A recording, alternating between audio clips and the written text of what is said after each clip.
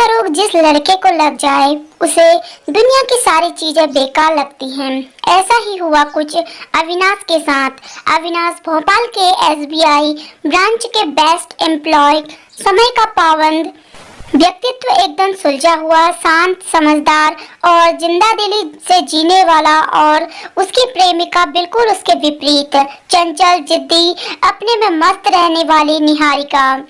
अविनाश के दोस्त हमेशा उसे बोलते कि निहारिका तुम्हें एक दिन छोड़ देगी, वह तो बस तुम्हारे कंधे का सहारे की तरह इस्तेमाल कर रही है। लेकिन प्रेम के रोग जिस लड़के को लग जाए उसे महबूबा के वादे के अलावा दुनिया के सारे सच झूठ ही लगते हैं। उस समय अगर प्रेमिका बोल दे कि गुलाब के फूल नहीं कांटे ही खूबसूरत लगते हैं, तो प्रेमी घर के हर गमले में फूल की तरह कांटे ही उगाने की कोशिश करने लगेगा। अविनाश के साथ भी कुछ ऐसा ही हुआ। उसे अपनी निहारिका पे पूरा यकीन था। वो जल्द से जल्द अपने प्रेम को अगले पड़ाव यानी शादी तक ले जाना चाहता था। हालांकि इस रिश्ते को ज्यादा वक्त नहीं हुआ, फिर भी एक अच्छे जीवन साथी जैसे सब था निहारिका में। 5 साल से ज्यादा से दोनों दोस्त थे और पिछले ही कुछ महीने से अच्छे रिलेशनशिप में भी थे। अविनाश को यकीन ही नहीं हुआ कि जब निहारिका ने सामने से उसे अपने प्यार का इजहार करते हुए कहा था, मुझे लगता है कि मैं तुमसे प्यार करने लगी हूँ। सब कुछ ख्वाब जैसा लग रहा था, हसीन ख्वाब, पर दस्तूर तो यही था कि बंद आंखों से चाहे जितनी खूबसूरत ख्वाब देख लिए जाएं, आंखें खुलते ही टूटना तय है उनका। इन ख्वाबों की उम्र उतनी ही होती है जितनी समाज से टकराते हुए परवाने की, जितनी आसमान से जमी पर गिरती हुई बूंद की, जितनी पत्ते पर ठहरती ओस की। बस एक हलचल और उम्र खत्म है। आज उसे हर हाल में निहारिका से शादी की बात करनी है। खाली हाथ जाना भी नहीं है, लेकर क्या जाएं समझ नहीं आ रहा। फिर सोचा उसकी पसंद के कुछ झुमके ले लूं। सतरंगी झुमके लेकर अविनाश निहारिका से मिलने पहुंच गया। दोनों बड़ी झील के किनारे बैठे बातें कर रहे थे। आसमान का रंग नीले से नारंगी होने चला था। दिन ढलने को है, पर निहारिका की बातें खत्म ही नहीं हो रही हैं कि नई बात शुरू कर सके अविनाश। फिर उसे बीच में टोकते हुए अविनाश ने कहा, मुझे तुमसे कुछ कहना है। कितनी तो नहीं मांगने वाले, निहारिका बोलकर हंसने लगी। चंचल और हंसमुख निहारिका अविनाश की बेचैनी भांप ही नहीं पा रही थी।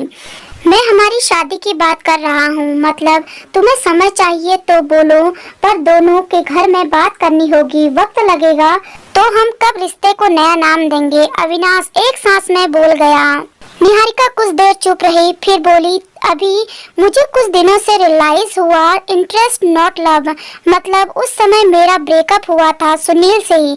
मैं अकेली थी, तुम मुझे बहुत सपोर्ट करते थे, टाइम देते थे, तो मुझे लगा कि तुमसे मुझे प्यार होने लगा है, पर अब ऐसा नहीं लगता। मैंने सोचा था किसी दिन तुम्हें बता दूंगी, लेकिन तुम्हें हम बेस्ट फ्रेंड बन जाते हैं ना, फिर से शादी की बात ड्रॉ कर दो, क्या बोलते हो? निहारिका ने वही चंचलपन के साथ बोलते हुए अविनाश के कंधे पे हाथ मारा। अविनाश जैसे नींद से जागा, उसे हाँ में गर्दन हिला दी और निहारिका को उसके घर वापस ड्रॉप करके बाइक में भोपाल के उन सारी जगहों पर घूमने गया जहाँ जहाँ उसने निहारिका के साथ वक्त बिताया था। यादव टी स्टॉल, बिरला मंदिर, वीआईपी रोड, सब जगह रात भर घूमते रहा। रूम पर वापस जाने का उसकी हिम्मत ही नहीं हो रही थी। दोस्तों को जवाब देने से बच रहा था वो।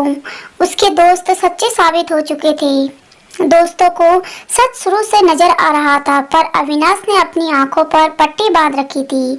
आज वो पट्टी खुल तो गई, लेकिन आंखों में इतनी धुंध छोड़ गई कि जिसके साफ होने में महीने लग जाएंगे या शायद साल भी। कई साल गुजर गए। अविनाश के दोस्त जानते थे कि अविनाश कभी दिल की बात नहीं कह पाएगा निहारिका से। निहारिका किसी और के साथ खुश है शादी करके, और अविनाश को बेस्ट फ्रेंड बोलती है। अविनाश आज भी तन्हा था और भोपाल के झील के किनारे शाम को ढलता हुआ सूरज देखने पहुंच जाता और अपनी जेब से झुमके निकालकर उसने झुमका झील में फेंक दिए। मुड़कर देखे बिना अविनाश वहां से लौट गया।